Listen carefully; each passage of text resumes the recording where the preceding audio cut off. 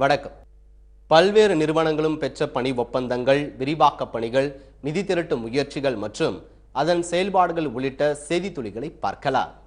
சென்னையில் மலர் ஃபோர்டிஸ் மருத்துவமனையில் இறுதிநிலை இதய செயலிழப்பு மற்றும் இதய மாற்று அறுவை சிகிச்சைக்கான புதிய மையம் தொடங்கப்பட்டுள்ளது.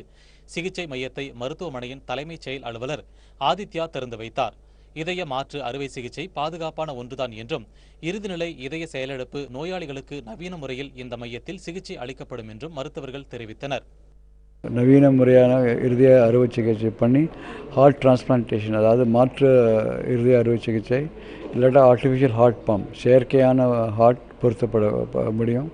இதனால நிறையா மக்கள் பெனிஃபிட் ஆவாங்க. போன 1.5 வருஷத்தில் கிட்டத்தட்ட 25 பேஷண்ட் நாங்கள் ஹார்ட் டிரான்ஸ்பிளான்ட் இல்லாட்டா artificial heart pump.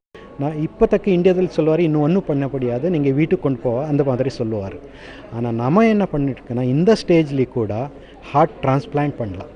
Suppose heart கிடைக்கலன்னா ஆர்டிஃபிஷியல் ஹார்ட் கூட இருக்குது. ஆர்டிஃபிஷியல் ஹார்ட்னா அது பிளட்டு ஹார்ட் இந்த ட்ராப் பண்ணிவிட்டு பாடிக்கு பம்ப் பண்ணுறது.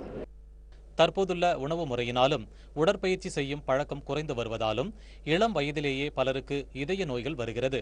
ஆண்டொன்றுக்கு 150க்கும் மேற்பட்ட இருதயங்கள் தானம் செய்யப்பட்டாலும் அதில் சுமார் 20 இருதயங்கள் தான் இருதய மாற்று அறுவை சிகிச்சைக்கு பயன்படுத்தப்படுகிறது என்று மருத்துவர் பாலகிருஷ்ணன் தெரிவித்தார்.